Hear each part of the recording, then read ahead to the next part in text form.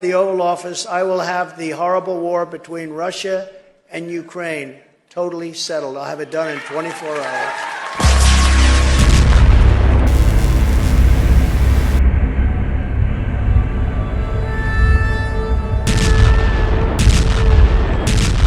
When Donald Trump declared with his trademark bravado that he would end the war in Ukraine in 24 hours if he's elected president again, few people took him seriously. Now he's finding out that he's all by himself. 4 months into playing global peacemaker, it is increasingly clear that even Trump might find it difficult to play down the hype. Unfortunately for Trump, the war in Ukraine is not a boardroom deal. It is Vladimir Putin's war, and it will only end on his terms, at his time, and almost certainly it will end on the battlefield. The US president has been dangling the possibility of an off-ramp to Russia, promising he's able to work out a deal with Putin. Yet, while Trump has been busy trying to cobble together a ceasefire, Russia, at the same time, has only escalated its attacks on Ukraine. These last few weeks, particularly in the last week or so, has been an intense spike in both air and missile strikes over Ukraine, particularly its biggest cities, including Kiev and Kharkiv.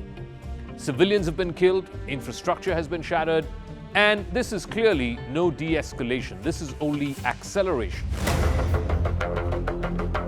Why then does Trump persist with his diplomatic mirage? Now, part of the answer lies in Trump's transactional worldview, one that conflates statecraft with deal-making. But Russia's war in Ukraine is not a business dispute. It is an imperial project. Putin is not a chief executive officer who's looking for a graceful exit from this war. He is a modern-day version of a Russian czar who is obsessed with Russia's legacy and his own legacy. He wants to restore Russia's historic motherland, and he wants to break the Western-controlled international order. There is no incentive for Putin to agree to a ceasefire which stops short of full military victory. And he doesn't see victory in diplomatic terms. Victory can only come in military terms. The fundamental problem with Trump's strategy is a fatal misreading of Vladimir Putin. The Kremlin has no appetite for a negotiated settlement because the Kremlin feels that both time and blood are assets. It's on their side, on the Russian side, not on the Ukrainian side. Every day that Russia continues to pound Ukrainian cities, it chips away at Ukraine's energy, its manpower, and its morale. And at the same time, Western political support will also start to fray. Moscow believes that the tide of time will eventually tilt its way. Putin does not want a frozen conflict under a Western brokered deal. He wants a frozen peace on his terms, on Russian terms, one that cements his battlefield gains and establishes Russia's dominance over Ukraine. In effect, what he wants is Ukraine to surrender by exhaustion, if not by diplomacy. The reason Putin is loath to accepting any ceasefire is simple, because he believes that Russia can still win on the battlefield. Ukrainian counteroffensives have stalled, Western weapon shipments seem to be slowing down, and within Russia, the war is now being normalized. It's portrayed as a righteous struggle for national survival. Putin's calculation is rooted in the belief that time and the balance of military power are both on Russia's side. Despite heavy losses, Russian forces have made significant gains in eastern Ukraine, while Western support for Kiev is showing signs of fatigue. By intensifying attacks on some of the major Ukrainian cities right now, Putin is hoping to break Ukrainian resistance and force the West to accept the new military reality on the ground. The Kremlin's repeated insistence that root causes must be addressed before a ceasefire can be announced, that is just diplomatic smoke and mirrors. What Russia wants is very clear. It wants recognition of its territorial gains, which means 20% of Ukraine will have to be given up to Russia, a weakened and neutralized Ukraine, no question of NATO membership ever, and of course an end to Western sanctions on Russia. None of these are remotely acceptable to Kyiv. But above all, this is not a war that Putin can afford to end with ambiguity.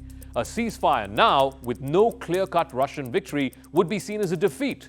In fact, in Putin's worldview, he would think that this could embolden internal dissent in Russia. This would embolden those factions who may want to get back at him. For Putin, a negotiated settlement is not just unacceptable, it could be politically dangerous. He could be thrown out of power if he were to accept a ceasefire.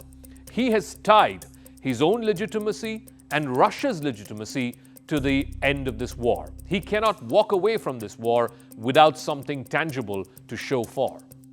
And this explains why the stepped-up attacks on Kiev and other cities. It also explains the strategic shift towards high-impact, high-visibility strikes which are designed to terrorize Ukraine's population. One of the more chilling developments in recent days was the drone attack in Russia's Kursk region, which coincided with President Putin visiting a military installation there.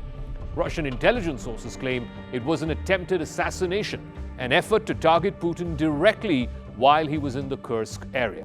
Now, whether or not this was a genuine attempt on Putin's life, the symbolism has not been lost on Moscow. For the Kremlin, it reinforces the narrative that the West and Ukraine are not just fighting Russia, they are targeting Putin personally. He is in the crosshairs. They want him gone. They want him eliminated, and they will go to any lengths to assassinate him. That just hardens the Russian position. If ever there was a window for a ceasefire, it was likely slammed shut with that drone strike that happened over the weekend. In Russian eyes, this is now a total war. It's not just a territorial war, it is an existential war. And in such a war, the only acceptable endgame is unconditional victory on the battlefield. Trump, ever the deal maker, is attempting to frame this war as a misunderstanding that can be fixed by the right blend of pressure and persuasion. So Trump's desperate tweets and posts and sound bites that he gave over the weekend basically stem from a fundamental misreading of Vladimir Putin. That's why Trump has been saying that he doesn't know what has gone wrong with Putin. He seems hell-bent on bombing the hell out of Ukraine. A month ago, he even posted on Truth Social, desperately pleading with Vladimir, referring to Putin by his first name. Trump is hoping that eventually better sense will prevail on Putin. But that is not Putin's endgame. Trump's notion that he can get Putin and Zelensky to sit down and hammer out a beautiful agreement, it ignores the nature of this conflict itself. This is not a border dispute. This is not even about NATO anymore. It's a clash between two different visions of Europe. One, which is represented by the likes of France and Germany and the UK, where they put out values of freedom and democracy. The other, which they claim is espoused by the likes of Putin and Viktor Orban and others, which is authoritarian and revisionist. Putin, they claim, sees himself not as a negotiator, but a conqueror. Putin's inspiration is not Yalta at the end of World War II, where the great powers sat down and signed a victory agreement. His inspiration, his role model, is Peter the Great, the last Russian Tsar. What lies ahead, therefore, in Putin's worldview is not a Trump-brokered grand bargain. What Putin wants is a grim and grinding reality, which is a military victory for Russia in at least the fifth of Ukraine that it now controls. The likeliest future in Ukraine is that of a frozen peace. And we've seen this elsewhere. We've seen this in the 1950s at the end of the Korean War, where the Korean Peninsula, the open war that happened between North and South Korea, ended. But it's been decades, generations really, of hostility, militarization, and instability, and it continues to this day. So what you're going to get in Ukraine most likely is going to be an armistice similar to what we have between the two Koreas. Ukraine, which is battered and bloodied, will have no choice but to retreat. Russia, having seized swathes of east and south of Ukraine, will fortify its hold there. Diplomatic recognition may not come. The United Nations may not recognize that territory as Russian, but ultimately what Putin wants is he will have control of the ground in eastern Ukraine. There will be no handshake, no signing ceremony, no instrument of surrender, just a cold pause, because that's what Putin wants. He doesn't want peace, he wants control. Not negotiations, but capitulation. And until he achieves it, Putin is not going to stop.